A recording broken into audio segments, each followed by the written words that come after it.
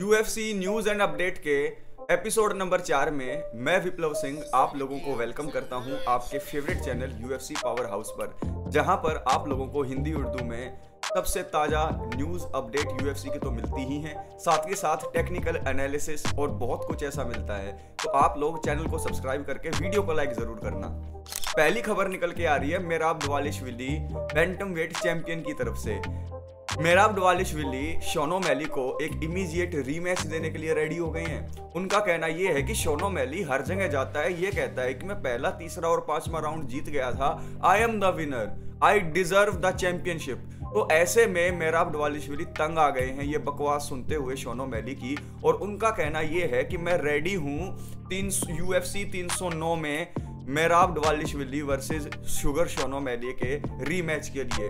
अब देखने वाली ये बात होगी कि यूएफसी इस रीमैच को बुक करती है या फिर उमर को मौका देती है बैंटम वेट डिवीजन के टाइटल के लिए नेक्स्ट।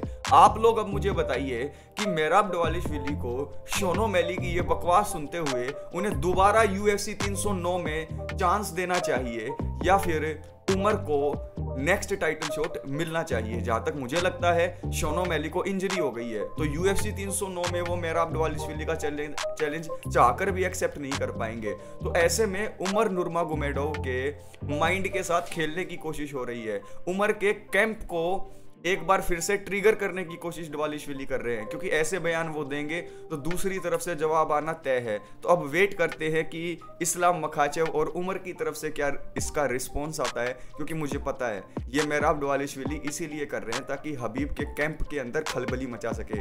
आप क्या सोचते हैं कमेंट बॉक्स में कमेंट कीजिएगा। दूसरी न्यूज़ बहुत इंटरेस्टिंग निकल के आ रही है, मज़ा आ जाएगा आपको सुन के।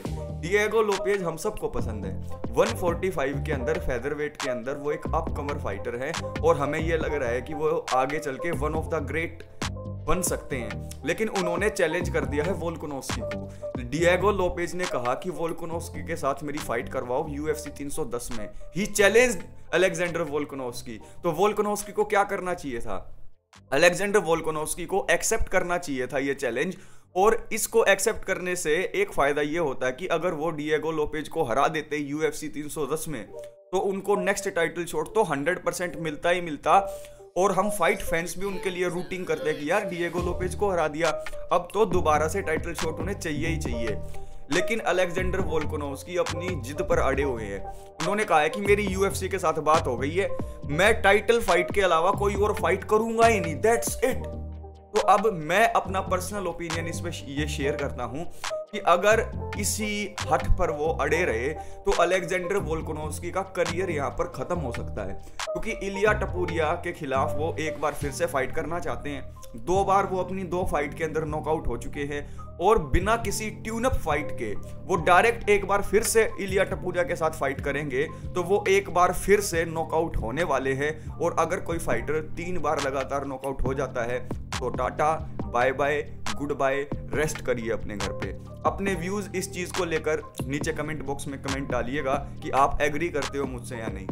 तीसरी न्यूज निकल कर आ रही है टॉम एस्पिनल से। टॉम एस्पिनल जो हैं उनका कहना यह है कि वो जब चैंपियन बन जाएंगे तो 1 साल में 2 बार अपने टाइटल को डिफेंड करेंगे, यानी वो भी इजराइल अडेसानिया के नक्शे कदमों पर चलना चाहते हैं। लेकिन सबसे पहले तो उनको अनडिस्प्यूटेड चैंपियन बनना पड़ेगा, उसके बाद ही तो टाइटल डिफेंस होगा।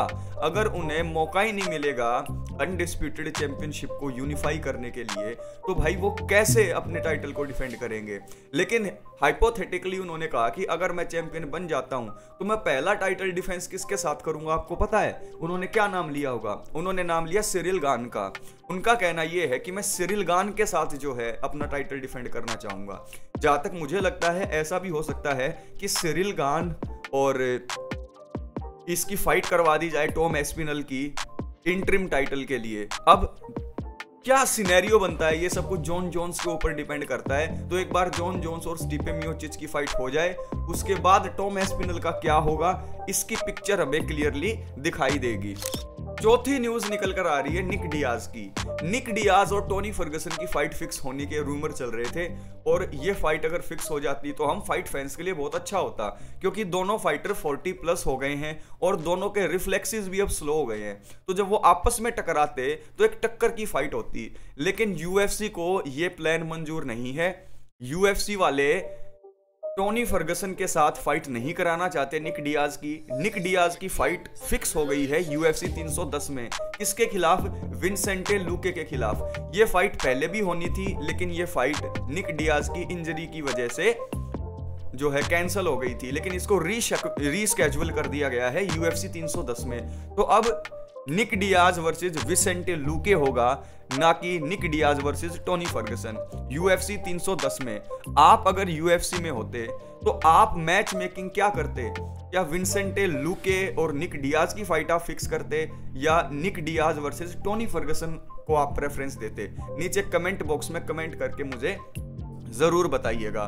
पांचवी खबर निकल के आ रही है रिने डी रीडर को लेकर। रिने डी रीडर को अभी यूएफसी ने 1 चैंपियनशिप से साइन किया है। यूएफसी के अंदर 2 डिवीजन चैंपियन है वो, उस टाइम पर थे, मतलब जब ये अपकमर थे, जब ये यूएफसी में नहीं थे, तो लगभग 1-1.5 साल पहले ये बातें चल रही थी कि Israel Adesanya best middle wait हैं, या ये फाइटर जो रिने डी रीडर हैं ये बेस्ट मिडल वेट है। लेकिन अब ये यूएफसी में आ गए हैं तो इस चीज का खुलासा हो ही जाएगा, दूध का दूध पानी का पानी हो ही जाएगा, क्योंकि इनकी फाइट फिक्स हो गई है। बहुत जल्दी यूएफसी इसकी अनाउंसमेंट करने वाला है, लेकिन मैं आपको बता देता हूँ ये जो रिने डी रीडर है ना, इनकी फाइट फिक्स हुई है जेरार्ड मर्शार्ड के खिलाफ। जेरार्ड मर्शार्ड वही फाइटर है जिनकी फाइट हमजत के साथ फिक्स हुई थी और हमजत ने 1 पंच नॉकआउट इनको कर दिया था। तो जेरार्ड मर्शार्ड के खिलाफ जो है रीडर की फाइट फिक्स हुई है। अब देखना ये होगा is he the real deal और नॉट। छठी खबर निकल के आ रही है यूएफसी की तरफ से। यूएफसी को एक लॉ सूट का जो है हर्जाना भरना पड़ेगा, उनके ऊपर केस कर दिया था, ठीक है, एंटी ट्रस्ट, और 375 मिलियन का हर्जाना उन्हें भरना पड़ेगा। ये 375 मिलियन डॉलर का हर्जाना 31 अरब रुपए हो गया। ये भरेगा कौन? ये अकेली यूएफसी नहीं भरेगी, टीकेओ ग्रुप भरेगा। टीकेओ ग्रुप जो है वो एक पेरेंट कंपनी है WWE और यूएफसी की। तो टीकेओ ग्रुप को 375 मिलियन 31 अरब रुपए देने पड़ेंगे कोर्ट के नतीजे के चलते। तो यहां पर यूएफसी को एक भारी नुकसान हुआ है, या फिर आप ये कहें कि टीकेओ को काफी नुकसान हुआ है, क्योंकि इसमें WWE भी शामिल हो गई और इसमें यूएफसी भी शामिल हो गई है। तो आज के इस सेशन के अंदर मैंने आपसे 6 इंपॉर्टेंट न्यूज डिस्कस की हैं, और इससे पहले के 3 एपिसोड आपने नहीं देखे हैं तो वो भी देख लीजिएगा। आज तक जो भी यूएफसी के अंदर अभी हो रहा है करंट के टाइम में, कोई भी ऐसी इंपॉर्टेंट न्यूज नहीं है या अपडेट नहीं है जो हमने इस चैनल पर अभी कवर ना कर ली हो। तो ऐसी ही वीडियोस आप लोग जरूर देखते रहें। सब्सक्राइब चैनल को कर ले, बेल आइकन को दबा दें ताकि नोटिफिकेशन आप तक टाइम पर पहुंच जाए। You are now fully updated with the current situation regarding to UFC, और इसीलिए मैंने ये चैनल बनाया है कि मैं यूएफसी से रिलेटेड आपको अपडेट रख सकूं, आपसे बातें कर सकूं। तो अपने भाई को जरूर सपोर्ट कीजिएगा। आज रात को 9 बजे आपके लिए यूएफसी का जो लाइव सेशन है वो भी हम लेंगे। तो आज 9 बजे मेरे सभी भाइयों को लाइव सेशन के अंदर आ जाना है। दिन में वो मैं शेड्यूल कर दूंगा आपके लिए लाइव सेशन, ताकि आप लेट ना हो। वीडियो को अब लाइक कीजिएगा, चैनल को सब्सक्राइब नहीं किया है तो कर लीजिएगा। टेक केयर, ख्याल रखें।